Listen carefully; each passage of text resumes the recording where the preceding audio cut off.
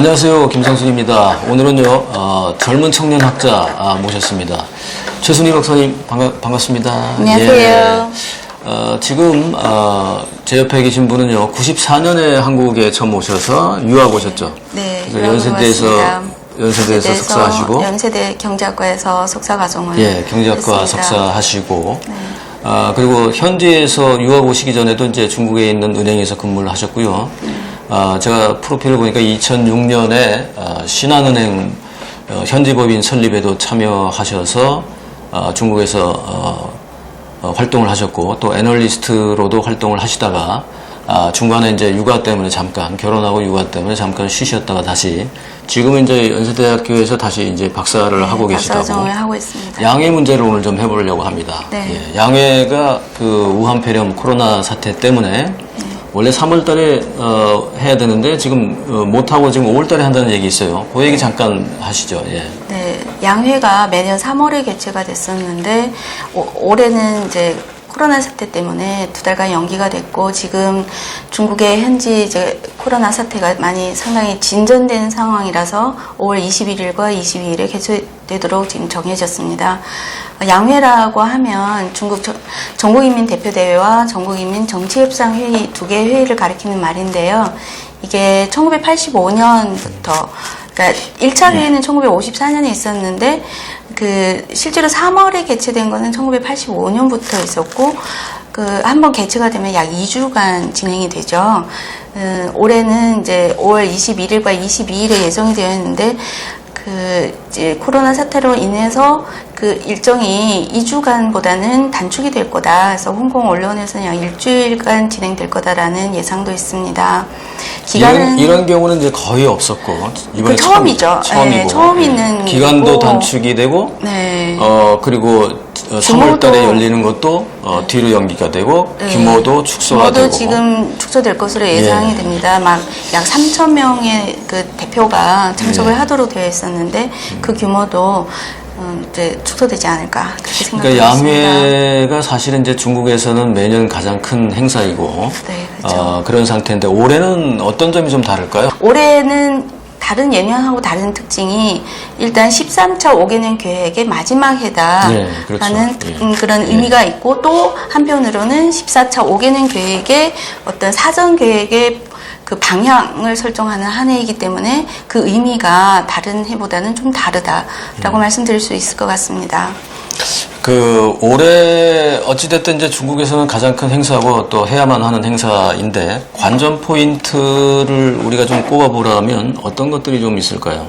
특히 이제 올해는 2020년 시진핑 중국몽 1차 목표 달성을 해야 하고, 내년도가 중국 공산당 100주년 창당 기념일. 그렇죠. 그래서 2021년에 샤오캉 사회 먹고 사는 문제 해결을 대대적으로 선전해야 하는데, 그런 점에서 볼 때는 올해 양회가 상당히 좀 의미가 있을 것 같아요. 그래서 관전 포인트를 꼽아보신다면 어떤 게 있을까요? 하나는 신인프라 관련 신인프라 건설 정책이고요.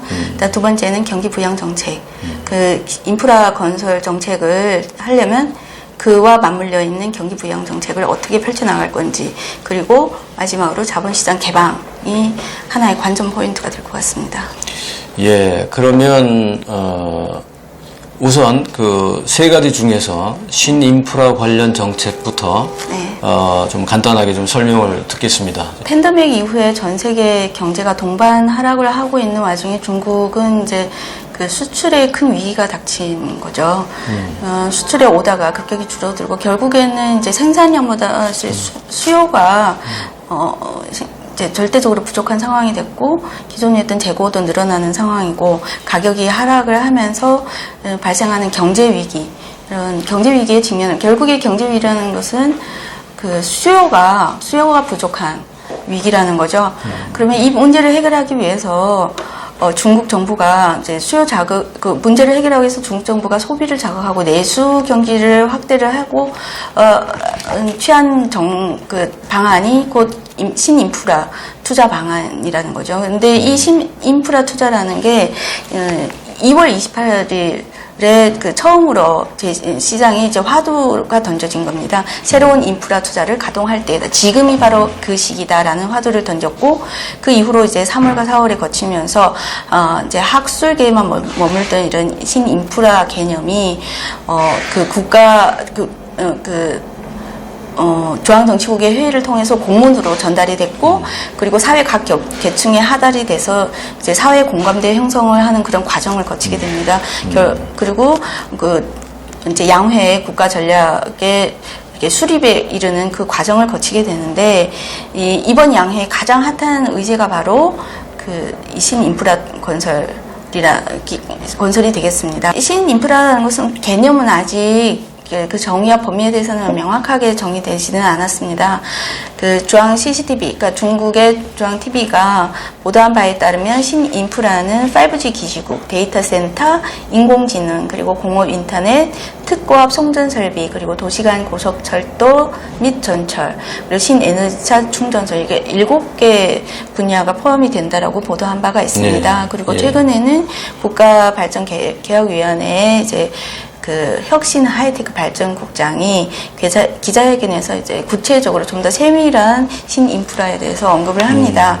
거기에 그분의 설명에 따르면 그 인프라가 크게 3가지로 분류가 되는데, 하나는 정보 인프라, 그리고 융합 인프라, 그리고 혁신 인프라, 이렇게 3가지를 언급을 합니다. 그럼 구체적 내용을 보게 되면 이제 정보 인프라라는 게 결국에는 통신 인터넷 인프라인데, 5G 사물 인터넷, 공업 인터넷, 그리고 위성 인터넷 시 포함이 되고, 그리고 인공지능, 클라우드, 블록체인, 데이터 센터와 지능형 계산 시스템, 이런 것들이 전부 다 정보 인프라에 속하고, 그리고 융합 인프라는 고도 응용의 인프라이다. 그러니까 빅데이터, 인공지능의 기술과 기존에 있던 이제 전통 SOC, 전통 인프라의 융합을 의미하는 겁니다.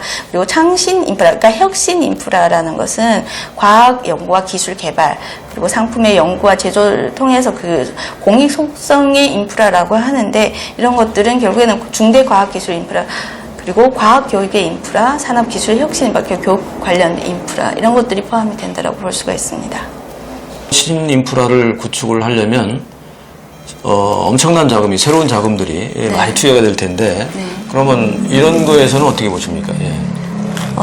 그러니까 중국의 과거의 그 개혁개방 초기에는 고정자산 투자를 통한 성장을 이루었고, 두 번째 이제 인프라 투자가 결국에는 신산업의 인프라 투자로 이어지는데, 이 자금 경기부양 정책이라는 것은 결국에 통화정책하고 재정정책 2가지로 볼 수가 있습니다. 네. 돈을 어떤 쪽에서 어떻게 끌어들이냐의 문제인데, 통화정책이라 그러면 은행을 통한 은행의 이제 지급준비율을 낮춰서 그러니까 시중에 중앙은행에 예치하던 자금을 시중에다 푸는 방법, 방법. 그런 통화정책이 하나 있고, 재정정책은 이제 그 세금을 깎아준다든지 또는 국채를 발행한다든지, 그리고 지방 정부의 어떤 그 지방 재정의 적자율을 높여서 자금을 조달하는 방법, 이렇게 2가지 큰 축이 있다고 볼 수가 있습니다. 근데 사실 양회가 지금 5월달이면 거의 상반기가 이제 지나가고 있는 그렇죠. 시점이잖아요. 그러니까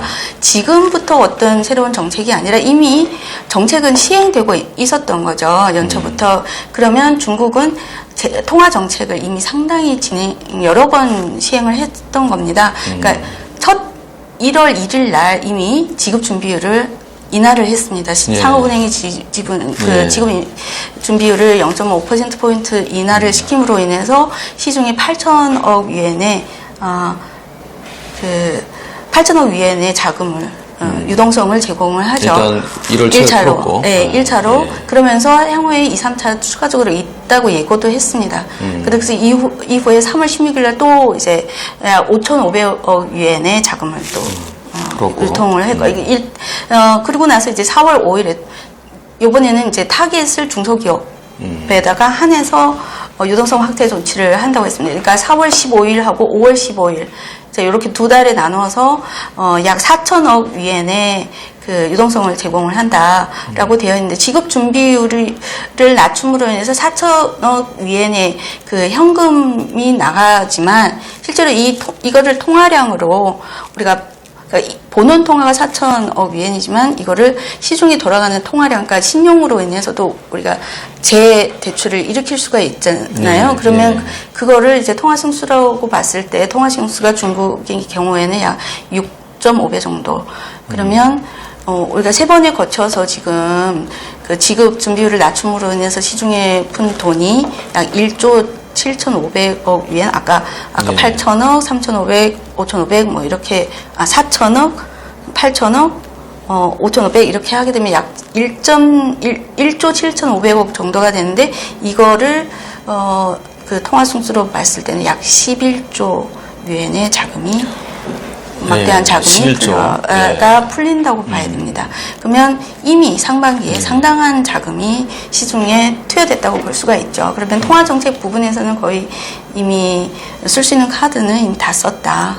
그러면 재정정책이 남아있는데 이 재정정책을 어떤 규모로, 그럼 국채 발행을 어느 정도 할지, 그리고 재정적자율을 인하한다고 4월 17일 이제 중앙정치국 회의에서 이 방향을 제시를 했습니다. 국채 발행을 할 것이고 또 이제 재정 적자율을 좀 높이겠다 지방에 했는데 이 규모에 대해서는 아직 명확하게 나오지, 아마 양회에서 이게 정해질 것으로 보입니다.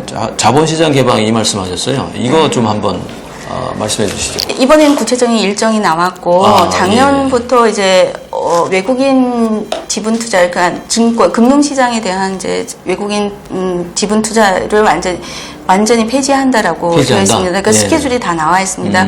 그러니까 그동안 이제 순차적으로 계속 그 지분율 확대도 처음에는 5%, 뭐 10% 이렇게 순차적으로 개방을 하다가 이제 올해 들어서 이제 완전히 개방하는 쪽으로 결정이 났고, 그게 속속 이제 세부적인 절차들이 진행 중에 있습니다. 그래서 이 자본시장 개방이라는 것이 중국에서는 엄청난 중요한 관전 포인트가 될 거라고 저는 생각을 합니다. 완전 개방이 가능할까요? 어떻게 보세요? 완전 개방은, 그러니까 중국이 완전 개방을 하는 것은 여러 가지 의도가 있다고 생각이 됩니다.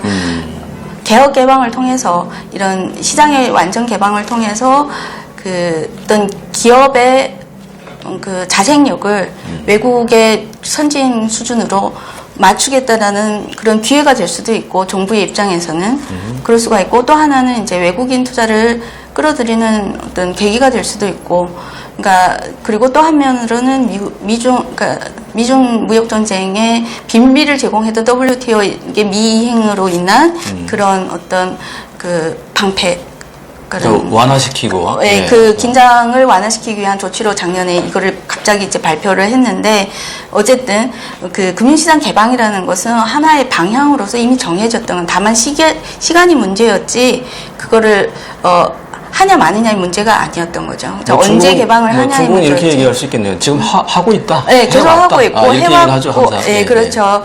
그리고 지금 완전히 개방했다라고 하지만 실제로는 이 개방이 정말 100% 이루어질지에 대해서는 좀 더 신중하게 봐야 된다.